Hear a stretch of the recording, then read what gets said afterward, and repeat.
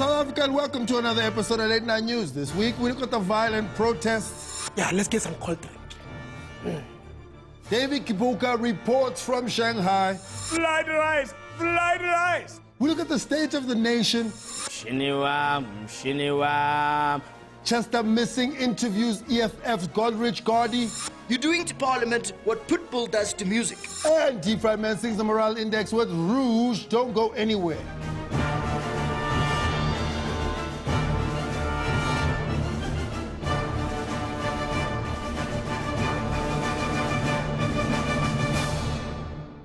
Well, South Africa, I have good news and then I have bad news. The good news is that violent protests are no longer a seasonal problem. And the bad news is that, well, violent protests are no longer a seasonal problem. In the last 3 months, there have been 122 violent protests in Gauteng alone. Analyst Karen Hees from the Municipal IQ Institute. Those are two words that I never thought I'd see in the same sentence. I mean, IQ and municipal. Anyway, she claims that we've reached crisis level. Oh, some of the places ravaged by violent protests in the last month alone have been Mututlung, Matakeng, Majakaneng, Malamulela. All those places start with an M. So all I'm saying to you, if the place you live in starts with an M, the protests are coming. Protests are spreading so fast, they are making Ebola look lazy. Political analyst Ralph Matega had this to say.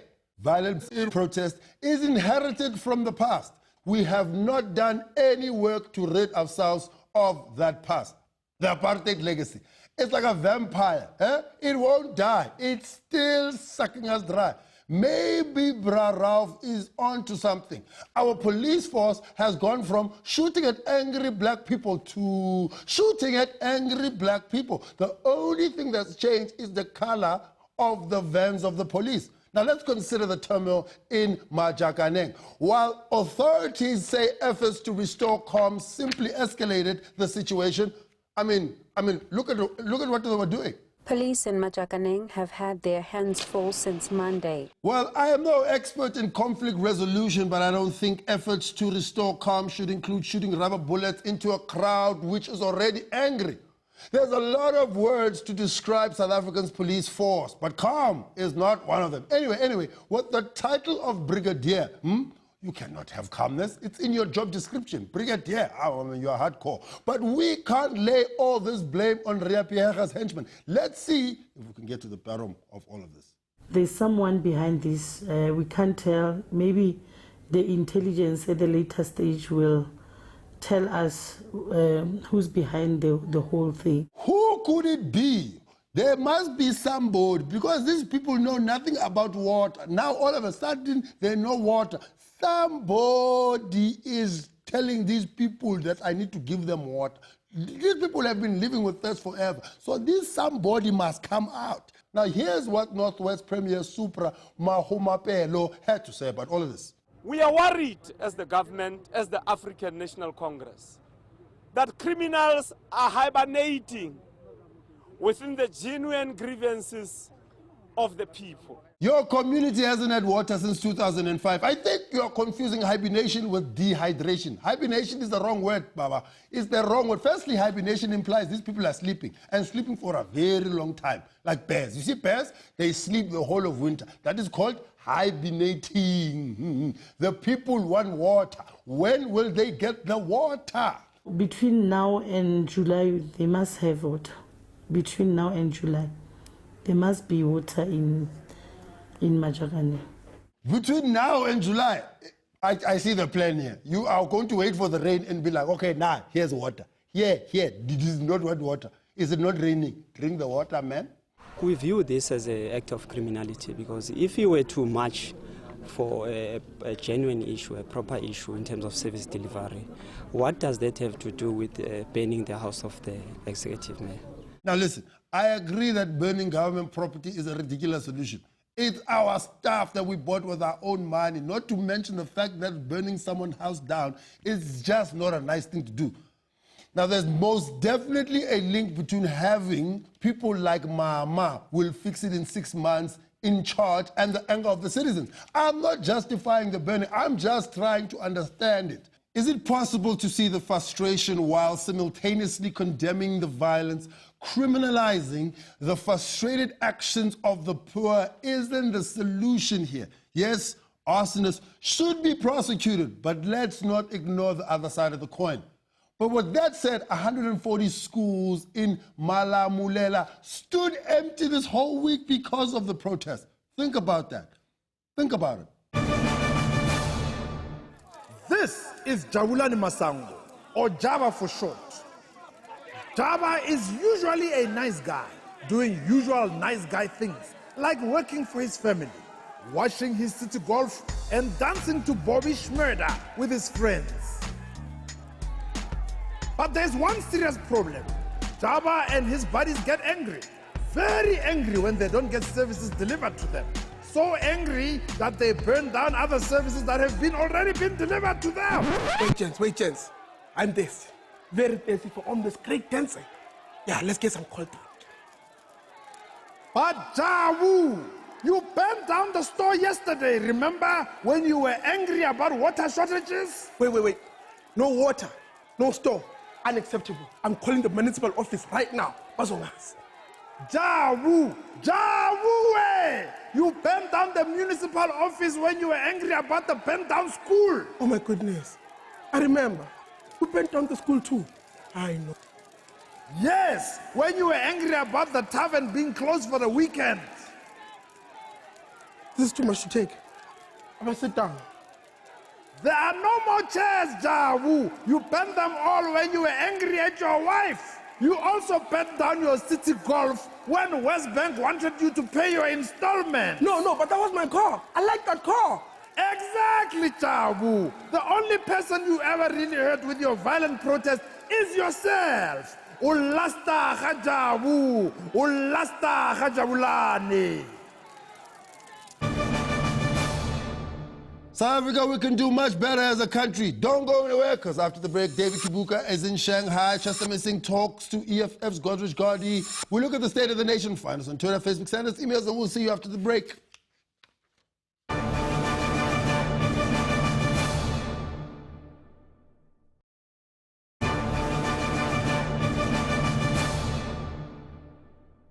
Welcome back. We now cross over to our international correspondent, David Kibuka. Who is in Shanghai, Dave? What's happening there? The Argentinian President Cristina Kirchner came to China to ask for money, and then while she was at the conference, she tweeted, "All these Chinese people came here for fried rice and petroleum." Unbelievable, Lloyd. Well, our president says interesting things as well, Dave. At least our president picks his battles. It's one thing to say, "This is not a road in Malawi," and quite another to say, fried rice, because it's China. China produces everything in the world, whereas if Malawi imposes sanctions on us, what will they say? "No more gardeners for you, South Africa." Dave, that's a bit of a hectic thing to say. Malawi produces more than gardeners. You are promoting xenophobia with that kind of statement, Dave. If there was one time that you had a hope that a phone was not charged because there was no electricity, it would have been when President Kirchner of Argentina tweeted. So I see where you're going, Dave. Hashtag load shedding, right? Yes, you know me so well, Lloyd. When the ANC were fighting for power, they clearly did not mean electrical power, because it feels like our government, Lloyd, our government that you voted for, aren't giving us anything. The government must either sort out Bafana or electricity, but they can't have both being bad. And just in case they're listening, I suggest that you try and sort out Eskom first, because Bafana never done it. Dave, speaking of soccer, did you watch the AFCON final? Yes, I was just waiting for the coaches to take penalties. But don't try and distract me, Lloyd. These politicians don't care about us. Because when load shedding comes, they just go, "Eish, I guess it's sushi again for dinner, baby." I am not distracting you. I just want you to tell us what's going on in China. And stop being negative about South Africa, Dave. Stop. I'm not negative. I love South Africa when I can see it. But it's true. We need to look at the bright side, even though it's hard to do when you are constantly in the dark. We need to invest in things like solar energy. Well, there you have it, South Africa. A positive solution from David Kibuka. We get plenty of energy from the sun, but we just waste it. It's like being on Noah's Ark and Noah going, "Lord, please send me some water to wash my boat." Dave, what does Trevor Noah have to do with anything now? Noah from the Ark, Lloyd, you know, 2 by 2. And you know Noah wasn't a black person, because if he was, he wouldn't have taken out. He'd be like, sorry, out. This taxi is not going to town. Okay, Dave. Are you going to tell us what's going on in China with Argentina and China as far as their relations go, or are you going to continue diverting into other things?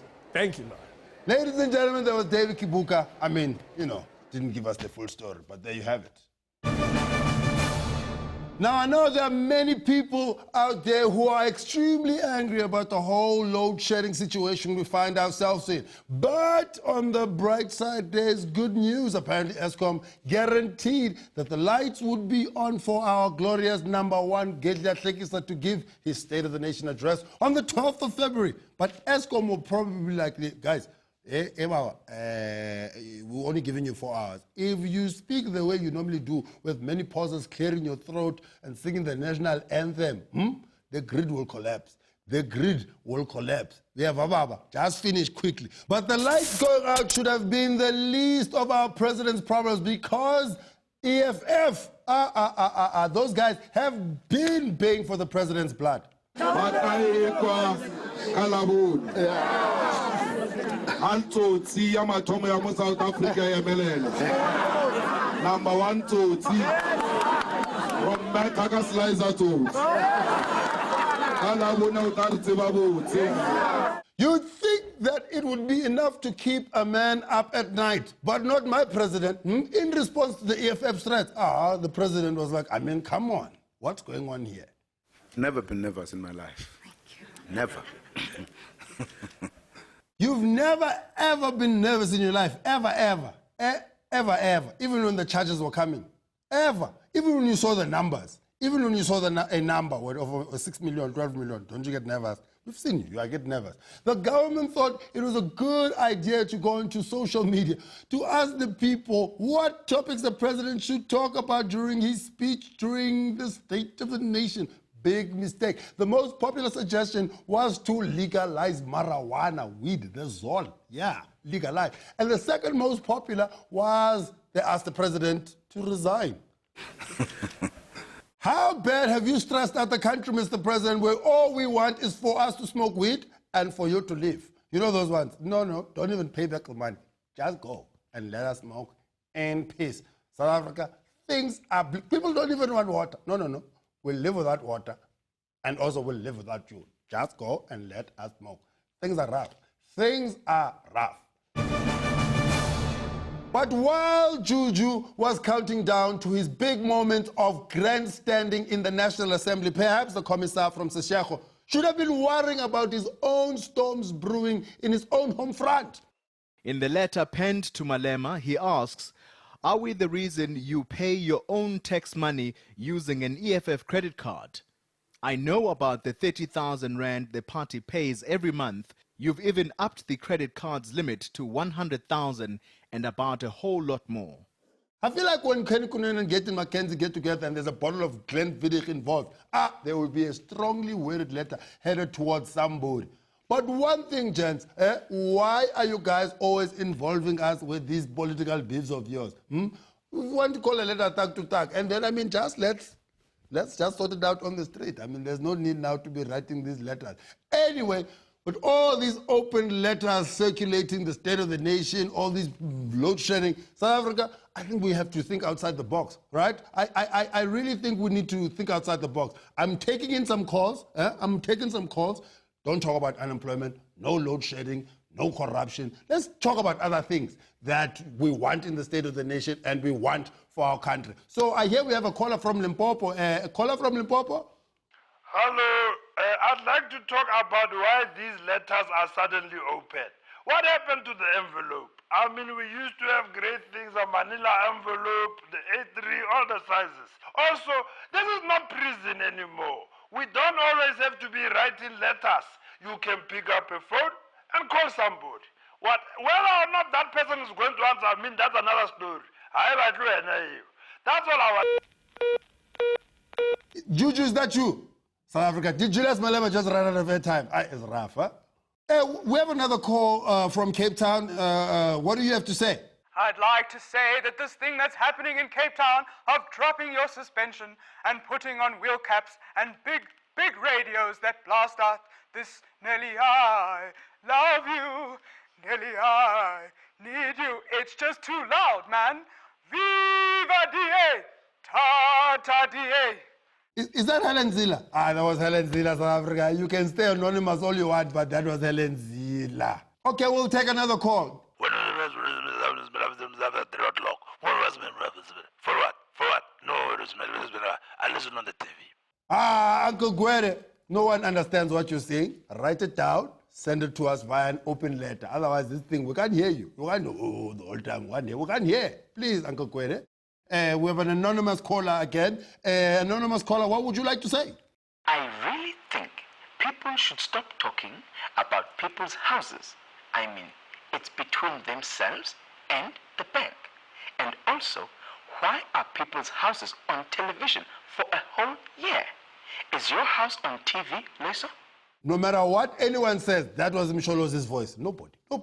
I mean, come on, that was Msholo. South Africa, this wasn't for politicians. It was for ordinary people to call in and engage. But obviously, the politicians got ahead of us and they called in. That's fine. Thank you very much, Mr. President, for gracing us with your presence. Don't go anywhere, because after the break, we have Chester Missing, who talks to Godrich Gardy from the EFF, and T. Fryman sings the morale index with Rouge. Find us on Twitter, Facebook, send us emails, and we'll see you after the break with more madness.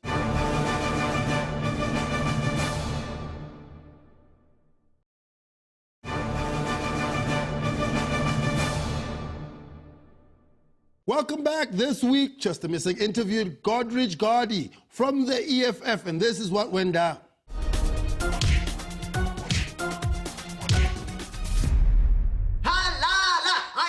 Talking to the Secretary General of the EFF. He's the Gwede Mantashe of Freedom Fighters. It's Godrich Gardy. What's going on, man? Ninjani. I am Ban Ki-moon of the United Nations, not Gwede Mantashe. Not Gwede Mantashe. No, you don't have enough facial hair for that. Did you really elect a guy who's in jail to run the EFF in Northwest? EFF is a democratic organization. Yes, that's true.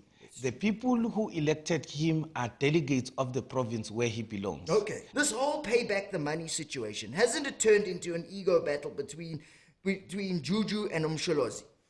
Not at all. It's about the people of South Africa and corruption by the executive. What if the president just says, I've reached a settlement with Treasury to pay back the money? What would you do then?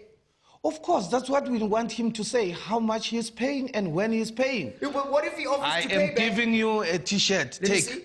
Oh my God. Yo, that is the whitest thing in the EFF. So you have it, Chester? Yes, I have it. There we go. It's the EFF, pay back the money. You're even selling merchandising. You're making money out of paying back the money. You said that you would make the president's speech ungovernable. I mean, what are you going to do? Will it involve tequila?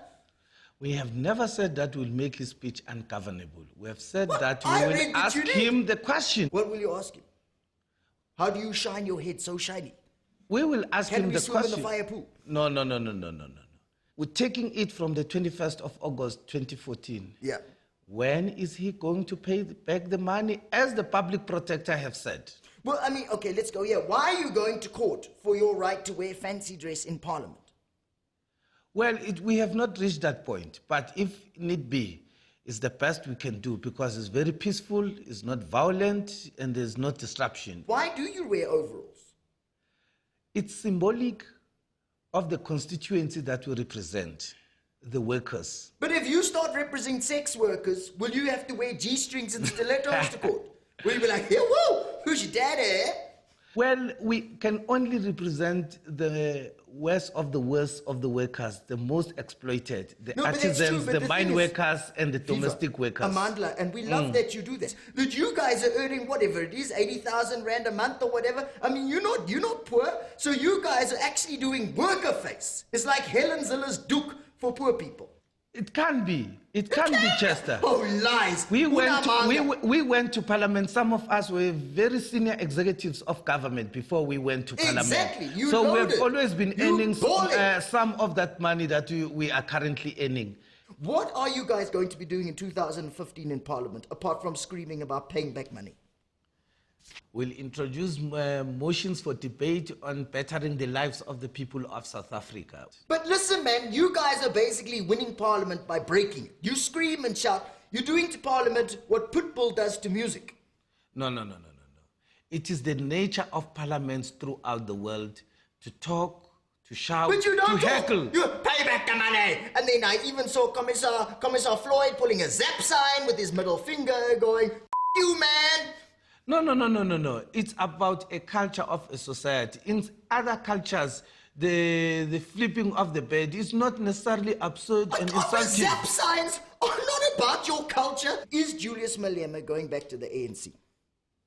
He has said it many times that is a laughable story. It's neither here nor there. It's not even part of anything that he thinks of in this world. But if he goes, aren't you worried he might take that Golf 6 he bought himself? Ask City Press. They have apologized for that story. They've misled They're the lying community. bastards. Yeah. You lying bastards! Well, it's you who's saying that, it's not me. Thank you, Commissar. I really appreciate you talking to us. I'm also going to go get rich. God rich, sorry. It was nice being with you, Chester. Viva, are you going to make him pay back the money? Who must pay back the money? Julius! Just kidding. I'm out. Thank you very much, Commissar Gordy. Now it's time for the Morale Index, brought to you by Deep Fried Man and his musical guest, Rouge. Hey, I'm just like Beck. Not too many people know me yet. See me on TV, you may object like Kanye West, but soon you'll be playing on my checks at your party. If you don't believe me, then you tripping like Mugabe. It's on a time, say, hey, everybody's guessing what the president will say. What? People wanting him to legalize marijuana are gonna end up disappointed like Ghana. You see the speech is drawing yet, don't fear, Jay-Z is about to spit. DA making noise and EFF is trying to spoil it. Keep yourself together, better memorize your lines. Put some feeling into it, unlike those other times. The haters gonna hate, it makes no difference. Just shake it off like Taylor Swift did. Don't stress about what the nation will say. Hey. We all have low expectations anyway. So? We don't need a reason to panic. We don't need a reason to panic. Violence, EFF, ESCOM. Hear about it February 12. Don't need a reason to panic. Violence, EFF, ESCOM. We'll hear about it February 12. Hey, my name is Rouge. Hi, Rouge. Hi. Thank you very much, Deep Fried Man and your musical guest, Rouge. And that's it for the week, South Africa. Find us on Twitter, Facebook, send us emails, and we'll see you next time with more madness.